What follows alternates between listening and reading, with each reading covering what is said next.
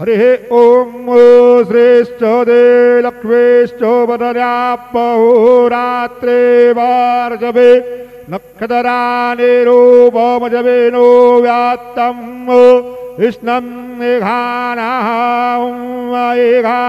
सर्परोगं एघान खड्गं चक्रगदेषु चापपरिघान् शूलं भुजुण्डीं शिरां शङ्खं संदधते करां सेवे महाकालिकां यामस्तो सपितो हरो कमलजो हन्तुं मधुकैटभवो गुरुर्ब्रह्मा गुरुर्विष्णु गुरुर्देवो महेश्वरा गुरु साक्षात् परब्रह्म तस्मै श्री गुरवे नमः।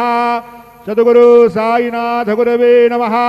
सायं पूजनार्थे ध्यानमावाहनं समर्पयामि।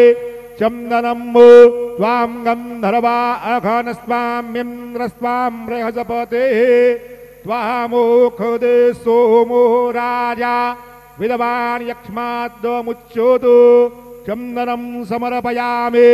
अक्षं नमे मादं दयवप्रिया अधोघोतु अस्तु घोत स्वभानवो विप्रानो विष्णुयाम तेजोजान् विन्द्रते हरे अक्षदान् समर्पयामि।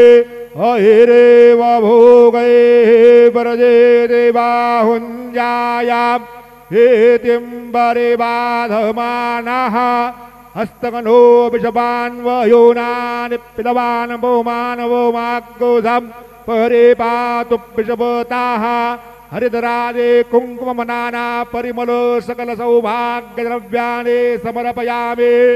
सेवन्तिका बकुलचम्पकपाटलाब्जे पुन्नागजाति करवेररसाल पुष्पे बिलव प्रवाल तुलसे दलमाल तेभे त्वां पूजयामि जगदेश्वर मे प्रसेदो। ऋतुकालोद्भव पुष्पं समर्पयामि। सायंकाले महानैवेद्यं निवेदयामि।